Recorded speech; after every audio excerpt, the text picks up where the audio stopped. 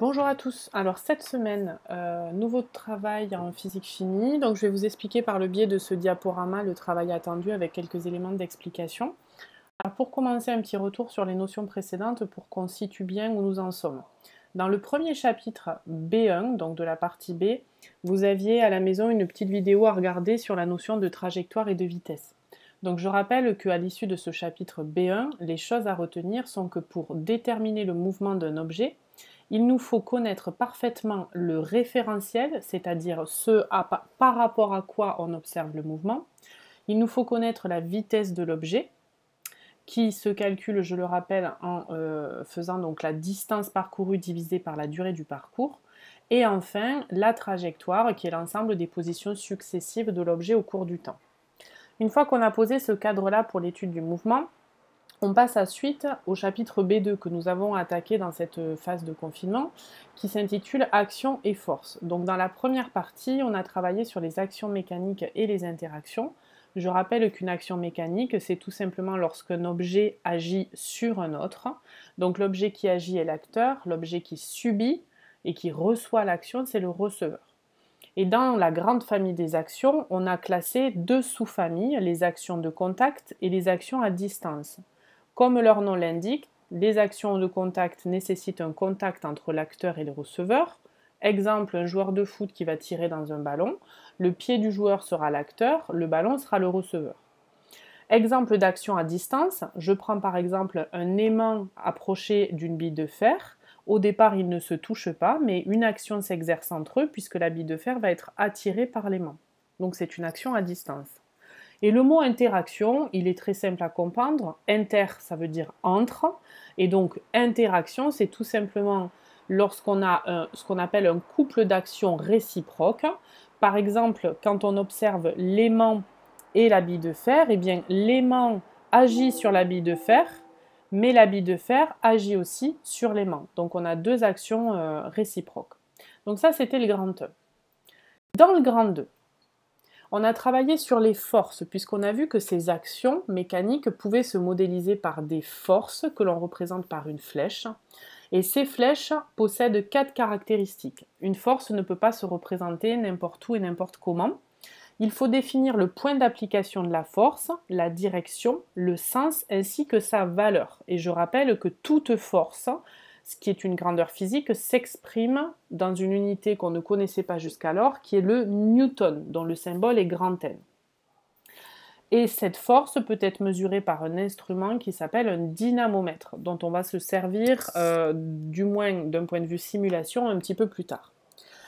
Donc il faut absolument savoir représenter correctement une force, et pour la représenter, il faut tenir compte de ces 4 caractéristiques, donc se demander où est-ce qu'elle s'applique, donc le point d'application, quelle est la direction et le sens de cette force, et quelle est sa valeur si elle nous est donnée, représenter la flèche avec une certaine échelle qui correspond à la valeur de la force.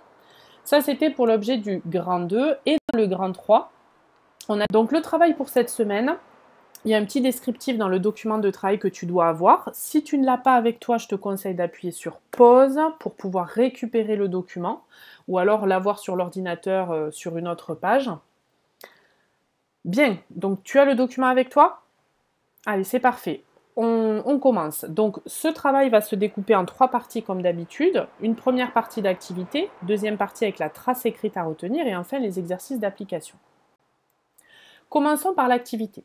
L'activité, c'est tout simplement une simulation qui va nous permettre de faire en fait en ligne un travail qu'on aurait pu faire en classe avec du matériel. Donc vous allez devoir vous rendre sur ce lien agver.fr/lien.mass et vous allez arriver justement sur une simulation dont je vais expliquer quelques mots. Si jamais l'animation ne fonctionne pas, il faut absolument que vous activiez, si on vous demande d'activer Flash, il faut l'activer. Ce n'est pas un virus, mais c'est ce qui va permettre à la simulation d'être opérationnelle. Si jamais ça ne fonctionne toujours pas, je vous ai mis un deuxième lien qui est en fait une vidéo YouTube qui explique exactement ce que je compte vous faire faire sur la simulation. Donc vous pouvez vous en servir pour répondre ensuite aux questions qui vous sont posées. Donc c'est parti. Rendons-nous sur la simulation. Donc quand vous arrivez sur la simulation, vous allez arriver sur un écran qui ressemble à ceci. Donc on voit un dynamomètre, c'est le système avec le crochet qui va permettre d'afficher des newtons. Et on a des masses qui sont des petites masses marquées en bas que vous allez pouvoir déplacer pour aller mesurer le poids associé à chacune des masses. Et c'est justement l'objet du travail qu'on vous demande de faire, puisque la première question, c'est déjà de faire le schéma de l'expérience qui est proposé. Et dans la deuxième question, on vous demande, pour chacune des masses qui vous est proposée, de déterminer par la simulation le poids associé. Avant de faire ce travail-là, regardez bien, vous avez une ligne supplémentaire au milieu du tableau qui consiste à faire la conversion de la masse en grammes en kilogrammes. Donc je rappelle que 1 gramme, c'est 0,001 kg. Donc à vous de jouer pour mettre la masse en kilogrammes. Et ensuite, notez le poids associé. Une fois que ce tableau est complet, il va falloir représenter graphiquement dans le document qui vous est fourni le poids en fonction de la masse. Si vous ne pouvez pas imprimer le document, vous reprenez sur votre cahier l'ensemble des valeurs et vous pouvez utiliser éventuellement les carreaux du cahier. Donc ça, je ne donne pas de précision là-dessus. Normalement, un graphique, vous êtes censé savoir le faire. Vous avez l'axe horizontal qui représente la masse en kilogrammes, j'insiste bien, et l'axe des ordonnées qui représente le poids en newtons. Une fois ce graphique effectué, vous avez deux autres questions. Première question, quelle est la forme de la courbe obtenue? Et puis ensuite, trois questions, pardon. Ensuite, le type de relation qui est caractérisé par ce type de graphique et la valeur du coefficient de proportionnalité. Donc je t'invite à appuyer sur pause pour effectuer l'ensemble de ce travail. Ça y est, tu as répondu à toutes les questions? Je te vois d'ici en train de me dire que tu ne comprends pas et que donc tu n'as pas répondu aux questions. Et donc je t'invite à bien relire les questions et à essayer de faire cet effort-là intellectuel, de revenir sur la simulation pour vraiment répondre aux différentes questions. C'est bon? Alors c'est parti pour des éléments de correction, notamment sur les dernières questions. Vous êtes censé avoir obtenu en termes de graphique une droite passant par l'origine du repère. Si ce n'est pas le cas, c'est que vos valeurs, soit les valeurs, soit la représentation graphique n'est pas correcte. Et je t'invite donc à la reprendre. Dans la question 5, on vous demandait en mathématiques, justement, ce type de graphique est caractéristique de quelle relation? Eh bien, il s'agit d'une relation de proportionnalité. On sait qu'une droite passant par l'origine est caractéristique d'une relation de proportionnalité. Et quand on fait le calcul, notamment à l'intérieur du tableau, pour voir si chacune des valeurs, en la multipliant par un coefficient, on retombe sur la valeur du poids, eh bien on s'aperçoit que le coefficient de proportionnalité que tu as dû trouver, c'est 9,8 newtons par kilogramme. Or, cette valeur-là, il se trouve que ce n'est rien d'autre que la valeur du champ de pesanteur sur Terre. Le champ de pesanteur sur Terre, on le note G, petit g, avec généralement un petit t en indice pour Terre. Et le champ de pesanteur, c'est une caractéristique de la planète sur laquelle on se trouve. Donc il y a un champ de pesanteur sur la Terre, il y en a un autre différent sur la Lune, puis un autre différent sur Jupiter. Et ça va caractériser la façon dont on est attiré par l'astre. Donc on se rend compte, par le fait qu'on a mis en évidence cette proportionnalité, que pour obtenir le poids, il nous faut prendre la masse en kilogrammes et la multiplier par la valeur du champ de pesanteur que l'on note petit g. Bien, à présent, on va passer à la trace écrite et au bilan à retenir. Donc je t'invite à prendre une nouvelle page dans ton cahier de manière à recopier ce qui va suivre. Donc on est sur le bilan. Donc petit 2, quelle relation relie le poids et la masse? Et donc tu vas recopier ceci qui fait état de tout ce que l'on vient de dire, avec une particularité à encadrer, c'est la relation P-poids qui est égale à la masse fois le G qui est le champ de pesanteur.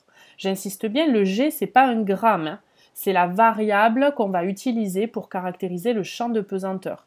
M pour masse, V pour volume, T pour température, D pour distance, petit g pour champ de pesanteur. Ok? Donc je te laisse appuyer sur pause et noter l'ensemble de cette trace écrite afin de la mémoriser le mieux possible. Donc prends le temps aussi, prends une dizaine de minutes pour essayer de la mémoriser. Bien, tu as dû normalement noter la trace écrite. Tu as dû la mémoriser. Si ce n'est pas le cas, je t'invite à appuyer à nouveau sur pause, revenir en arrière pour relire et essayer de mémoriser cette relation qui existe entre le poids et la masse. Ça y est?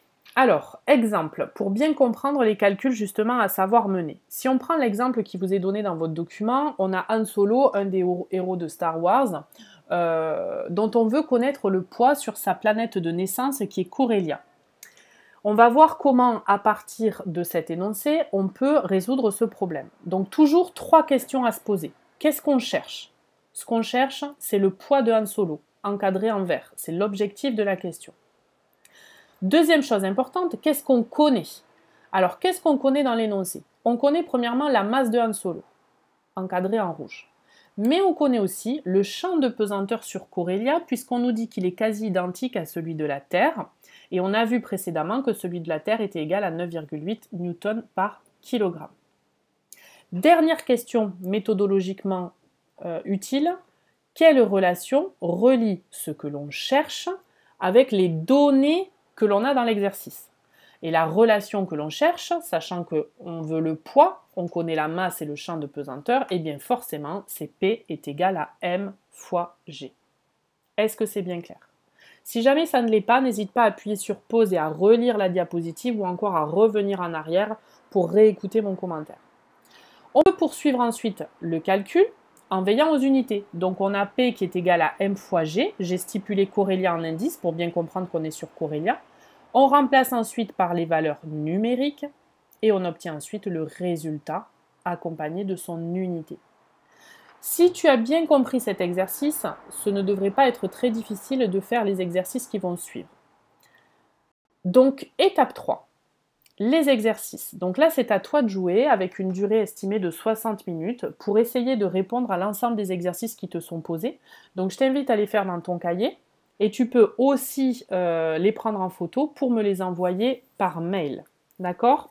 Donc n'oublie pas de revenir en arrière dans la vidéo pour chercher des indices. Et puis une vidéo supplémentaire d'aide se trouve dans le parcours, notamment pour la manipulation mathématique de la relation P est égal à M fois G.